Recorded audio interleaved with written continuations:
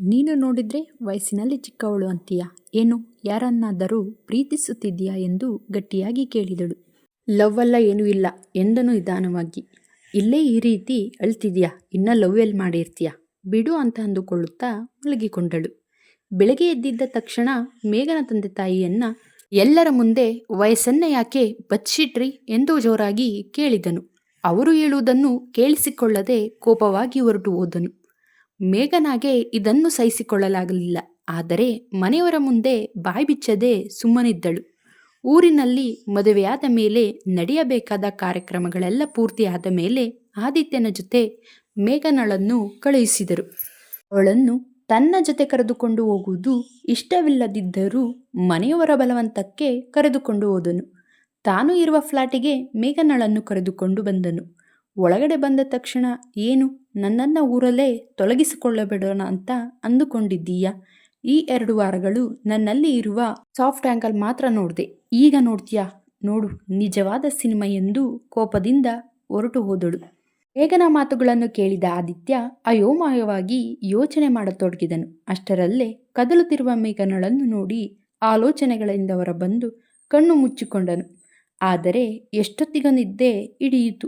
ಬೆಳಗ್ಗೆ ಎಚ್ಚರವಾದ ತಕ್ಷಣ ಪಕ್ಕಕ್ಕೆ ನೋಡಿದನು. ಮೇಘನ ಬೆಡ್ಶೀಟನ್ನು ಫುಲ್ ಗುಬ್ರ ಹಾಕಿಕೊಂಡು ಮಲಗಿಕೊಂಡಿದ್ದಾಳೆ.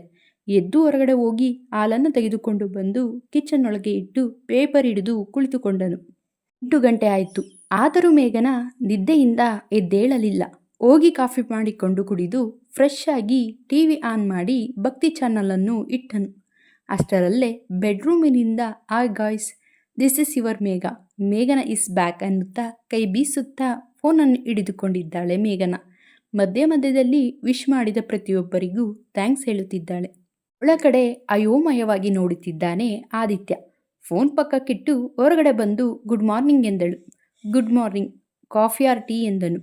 ಬೂಸ್ಟ್ ಇದೆಯಾ ಎಂದಳು ಅವನನ್ನೇ ನೋಡುತ್ತಾ. ಇಲ್ಲ, ಆದರೆ ಮನೆಯಲ್ಲಿ ಚಿಕ್ಕ ಮಕ್ಕಳು ಇಲ್ಲ, ಅದಕ್ಕೆ ಅದರ ಅವಶ್ಯಕತೆ ಬರಲಿಲ್ಲ ಎಂದನು ನಿಧಾನವಾಗಿ. ಓ, ಹಾಗಾದರೆ ಸಾಯಂಕಾಲ ಬರುವಾಗ 1 ಬಾಟಲ್ ಬೂಸ್ಟ್, ಮಿಲ್ಕ್ ಪೌಡರ್, ಹಾಗೆ ಸಾಧ್ಯವಾದರೆ ಸರ್ಲಾಕ್ಸ್ ಕೂಡ ತಗೊಂಡು ಬನ್ನಿ ಎಂದಳು. ಬೂಸ್ಟ್ ಓಕೆ, ಆದರೆ ಇವೆಲ್ಲ ಏನಕ್ಕೆ ಎಂದನ್ನು ಅವಳನ್ನೇ ನೋಡುತ್ತಾ. ನಾನು ತಿಂತೀನಿ, ನನಗಿಷ್ಟ, ಆದರೆ ಚಿಕ್ಕ ಮಕ್ಕಳು ಏನು ತಿಂತಾರೋ ಅದನ್ನು ದೊಡ್ಡವರೇ ಅಲ್ವಾ ತಗೊಂಡು ಬರಬೇಕಾಗಿರುವುದು ಎಂದಳು ವ್ಯಂಗ್ಯವಾಗಿ. ಛೀ, ನನ್ನ ಬದುಕು ಅಂತ ಅಂದುಕೊಳ್ಳುತ್ತಾ ಕಿಚನ್ ಒಳಗೆ ಹೋದನು. ಮುಖ ತೊಳೆದುಕೊಂಡು ಕಿಚನ್ ಒಳಗೆ ಬರುತ್ತಾ ಅಲ್ಲಿಗೆ ಎದ್ದಿದ್ದ ತಕ್ಷಣ ತಲೆ ಸ್ನಾನ ಮಾಡಿ ಕೂದಲಿಗೆ ಟವಲ್ ಸುತ್ತಿಕೊಂಡು ಹಣೆಯಲ್ಲಿ ಕುಂಕುಮ ಇಟ್ಟುಕೊಂಡು ನೀವು ಬೆಡ್ಶೀಟನ್ನು ಹೊಚ್ಕೊಂಡ್ರು ಮಲ್ಕೊಂಡಿದ್ರೆ ಅದನ್ನು ಎಳೆಯುತ್ತಾ ರೀ ಎದ್ದೇಳ್ರಿ ಎನ್ನುತ್ತಾ ಕಾಫಿ ಕಪ್ ಹಿಡಿದುಕೊಂಡು ಬರ್ತೀನಿ ಅಂತ ಅಂದುಕೊಂಡ. ಅದೆಲ್ಲ ಎಕ್ಸೆಪ್ಟ್ ಮಾಡಬೇಡ ಎಂದಳು. ಅದೃಷ್ಟ ಇಲ್ಲ ಅಂತ ಅರ್ಥ ಆಯಿತು ಬಿಡು ಎಂದನು ವ್ಯಂಗ್ಯವಾಗಿ ಒಂದು ಬಾರಿ ನಕ್ಕು. ನನ್ನ ಹೆಂಡತಿ ನನಗೆ ಸಮನಾಗಿ ಇರಬೇಕು ಅಂದರೆ ಸಮನಾಗಿ ನೋಡಬೇಕು ಅಲ್ವಾ ಮಿಸ್ಟರ್ ಆದಿತ್ಯ ಎಂದಳು ಹಾಲಿನ ನೋಟವನ್ನು ಅವನಿಂದ ತೆಗೆದುಕೊಳ್ಳುತ್ತಾ. ನಾನಾಗೆ ಅಂದರೆ ಡೈಲಿ ನಿನಗೆ ಅಡುಗೆ ಮಾಡಿಟ್ಟು ನಿನ್ನ ಮುಖ ತೊಳ್ಕೊಂಡಿದ್ರೆ ಸಮಾನತ್ವ ಎಲ್ಲಿಂದ ಬರುತ್ತೆ? ನೀನು ಸ್ವಲ್ಪ ಹೆಲ್ಪ್ ಮಾಡಬೇಕು. ಅವಳು ನಿನಗೆ ಟಿಫನ್ ಮಾಡಿದರೆ ನೀನು ಆಕೆಗೆ ರಾತ್ರಿಗೆ ಡಿನ್ನರ್ ಮಾಡಿಕೊಡಬೇಕು. ಬಟ್ಟೆಗಳು ಒಗೆದರೆ ಒಣಗಾಕಬೇಕು. ಅಡುಗೆ ಮಾಡಿದರೆ ಪಾತ್ರೆ ತೊಳೆಯಬೇಕು ಎಂದಳು. ಅರ್ಥ ಆಯಿತು, ನನಗೆ ಲೇಟ್ ಆಗುತ್ತೆ, ನಾನು ಹೋಗಿ ಬರ್ತೀನಿ ಎಂದನು. ನನಗೆ ಮ್ಯಾಗಿ ಮಾಡಿಬಿಟ್ಟು ಹೋಗು, ಸಾಯಂಕಾಲಕ್ಕೆ ನೀನು ಬರೋಷ್ಟರೊಳಗೆ ಬಿಸಿ ಬಿಸಿಯಾಗಿ ಅನ್ನ ಸಾಂಬಾರು ಮಾಡಿರ್ತೀನಿ, ಡೀಲ್ ಓಕೆನಾ ಎಂದಳು ಕಣ್ಣೊಡೆಯುತ್ತಾ. ನನಗೆಲ್ಲಿ ಸಿಕ್ಕಿದೆಯಾ ನೀನು ಅಂತ ಅಂದುಕೊಳ್ಳುತ್ತಾ ಸರಿ ಎಂದು ಅವಳು ಕೇಳಿದ್ದನ್ನು ಮಾಡಿಕೊಟ್ಟು ಹೊರಟು ನಿಂತನು. ಆಫೀಸ್ನಲ್ಲಿ ಎಲ್ಲರೂ ಕಂಗ್ರಾಟ್ಸ್ ಕಣೋ ಎಂದು ವಿಶ್ ಮಾಡುತ್ತಿರುವ ಪ್ರತಿ ಸಾರಿ ಮೇಘನ ವ್ಯಂಗ್ಯವಾಗಿ ನಕ್ಕ ಆ ಮುಖವೇ ಕಣ್ಣ ಮುಂದೆ ಕಾಣಿಸುತ್ತಿದೆ. ಆಫೀಸ್ನಲ್ಲಿ ಎಲ್ಲರೂ ಪಾರ್ಟಿ ಕೊಡೋದಿಲ್ವಾ ಅಂದು ಕೇಳುತ್ತಿದ್ದರೆ ತನ್ನ ಹೆಂಡತಿಯನ್ನು ನೋಡಿ ಏನೆಂದುಕೊಳ್ಳುತ್ತಾರೋ ಅಂತ ಸಣ್ಣನಾಗಿ ಮುಗುಳಕ್ಕೂ ಕೇಳುತ್ತಿರುವರ ಬಾಯಿಗಳಿಗೆ ಬೀಗ ಹಾಕಿದನು. ಆದರೆ ಮನಸ್ಸಿನಲ್ಲಿ ಏನೋ ಒಂದು ರೀತಿಯ ದುಃಖ. ದೇವರು ನನಗೆ ಯಾಕೆ ಈ ಪರೀಕ್ಷೆ ಇಟ್ಟನು ಅಂತ ಅಂದುಕೊಂಡು ತಲೆ ಹಿಡಿದುಕೊಂಡನು. ಸಾಯಂಕಾಲ ಮನೆಗೆ ಬರುವಷ್ಟರಲ್ಲಿ ಲ್ಯಾಪ್ಟಾಪ್ನಲ್ಲಿ ಏನೋ ವರ್ಕ್ ಮಾಡುತ್ತಿರುವ ಕೈಗಳನ್ನು ನೋಡಿ ಹೊರಟು ಹೋದನು. ಕಾಫಿ ಕುಡಿತೀರಾ ಎಂದಳು ಆದಿತ್ಯ ಹೋಗುತ್ತಿರುವ ಶಬ್ದ ಕೇಳಿ. ಎಂದನು ಆದಿತ್ಯ. ಸರಿ, ಹಾಗಾದ್ರೆ ಹೋಗಿ ಮಾಡ್ಕೊಂಡು ಕುಡೀರಿ, ಸ್ವಲ್ಪ ಹಾಲನ್ನು ಉಳಿಸಿ, ನಾನು ನೈಟ್ ಮಲಗುವಾಗ ಕುಡಿತೀನಿ ಎಂದಳು ಜೋರಾಗಿ. ಛೆ, ಇಷ್ಟು ಬದುಕೆ ಇವಳ ಹತ್ರ ಸಿಗಾಕೊಂಡನೆ ಅಂತ ಅಂದುಕೊಂಡು ಬೈದುಕೊಳ್ಳುತ್ತಿದ್ದಾನೆ. ಬಟ್ಟೆಗಳು ಬದಲಾಯಿಸಿಕೊಳ್ಳುತ್ತಾ ಇಷ್ಟರಲ್ಲೇ ಒಳಗಡೆ ಬರಬಹುದಾ ಎಂದು ಬಾಗಿಲು ಬಡಿದ ಮೇಘನ ಮಾತುಗಳು ಕೇಳಿ 2 ನಿಮಿಷ ವೆಯ್ಟ್ ಮಾಡು ಎಂದನು. ಅವನು ಬಟ್ಟೆ ಬದಲಾಯಿಸಿಕೊಂಡು ಹೊರಗಡೆ ಇರುವಷ್ಟರಲ್ಲಿ ಕಾಫಿ ಕಪ್ ಕೈಗೆ ಕೊಟ್ಟಳು. ಫೀಲ್ ಆಗಬೇಡ, ಬೆಳಗ್ಗೆ ನೀನೇ ಅಲ್ವಾ ನನಗೆ ಹಾಲು ಕಾಯಿಸಿಕೊಟ್ಟಿದ್ದು, ಅದಕ್ಕೆ ನಾನೀಗ ಕಾಫಿ ಮಾಡಿಕೊಂಡೆ, ಅದಕ್ಕೆ ನಿನಗೂ ಸರಿ ಹೋಯ್ತು ಎಂದಳು ನಗುತ್ತಾ. ಡಿನ್ನರ್ ಮಾಡಿದ್ಯಾ, ಮಾಡಬೇಕಾ ಎಂದನು.